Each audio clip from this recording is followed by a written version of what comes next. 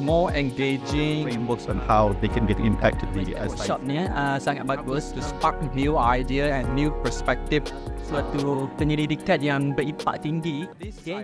To have like a more engaging session like this, which is very beneficial, so that we can meet different minds, different thoughts, and it helps us to spark new idea and new perspective for our research and also collaboration as to provide better insight.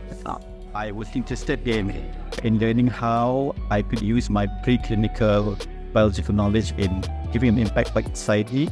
I didn't have an idea on how to do it before, but coming to this workshop, I know that there is a way on how molecular biological lecturers or scientists can give back to the community, but in terms of education and in terms of awareness to society.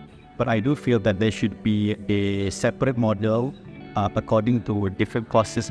Let's say somebody from social sciences and somebody from the medical sciences should have different genres or different frameworks on how they can get impact to the society, because you can't put someone right away all fields and determine on to what extent they can give impact or engagement to society.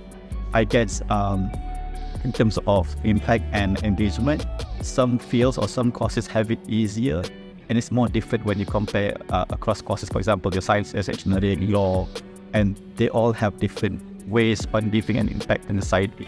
So I think there should be I wouldn't say segregation, but a more narrowed focus on how different fields could give impact in society. I learned a few things in this workshop, and I think they are beneficial if we could disseminate this information to the other sciences and also to other faculties across universities. So I'm from UiTM, so maybe I could invite UMKS to UiTM and then explain to them how UiTM research can impact the local my faculty. Okay, bagi saya ResPACT Workshop ni sangat bagus untuk kita mengetahui bagaimana untuk menghasilkan suatu penyelidikan yang berimpak tinggi. Okay, di samping kita dapat berkenalan dengan para penyelidik daripada bahagian lain untuk berkolaborasi. Okay, jadi dalam bengkel ni juga saya dapati beberapa benda barulah yang saya dapat belajar. Okay, antaranya saya boleh tahu bahawasanya UMKS ada menyediakan khidmat untuk editing video dan boleh publish, okay, yang mana ia sangat membantu sebagai hasil output daripada produk penyelidikan kami.